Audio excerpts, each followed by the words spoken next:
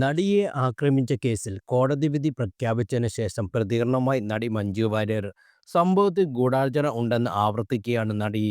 നീതി നടപ്പായില്ലെന്നും കുറ്റം ചെയ്തവർ മാത്രമാണ് ശിക്ഷിക്കപ്പെട്ടതെന്നും മഞ്ജു വാര്യർ സോഷ്യൽ മീഡിയയിൽ പങ്കുവച്ച കുറിപ്പിൽ പറഞ്ഞു.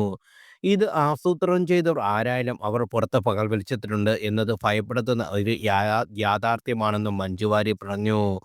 പോലീസിനും നിയമ സംവിധാനത്തിനും താൻ ഉൾപ്പെടെയുള്ള സമൂഹത്തിലുള്ള വിശ്വാസം ദൃഢമാക്കാൻ യഥാർത്ഥ പ്രതിയെ കണ്ടെത്തിയേ തീരൂവെന്നും ഇത് അതിജീവിതയ്ക്ക് വേണ്ടി മാത്രമല്ല, ഈ നാട്ടിലെ ഓരോ പെൺകുട്ടിക്കും ഓരോ സ്ത്രീക്കും ഓരോ മനുഷ്യർക്കും വേണ്ടിയാണെന്ന് നടി പറഞ്ഞു.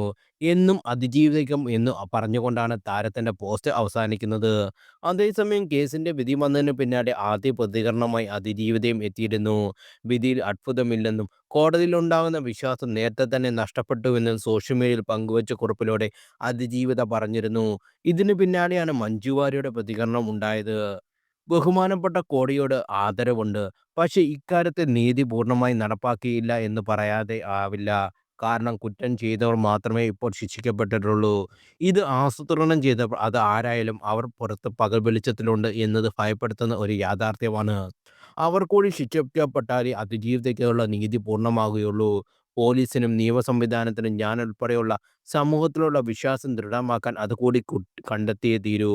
ഇത് അവൾക്ക് വേണ്ടി മാത്രമല്ല, ഈ നാട്ടിലെ ഓരോ പെൺകുട്ടികൾക്കും ഓരോ സ്ത്രീകൾക്കും ഓരോ മനുഷ്യർക്കും കൂടി വേണ്ടിയാണ്. അവർക്ക് തൊഴിലിടങ്ങളിലും തെരുവുകളിലും ജീവിതത്തിലും സധൈര്യം തലയുയർത്തി ഭയമില്ലാതെ നടക്കാൻ കഴിയുന്ന സാഹചര്യം ഉണ്ടായാൽ തീരൂ. അന്നും ഇന്നും എന്നും അവൾക്കൊപ്പം മഞ്ജു വാര്യർ പറഞ്ഞു.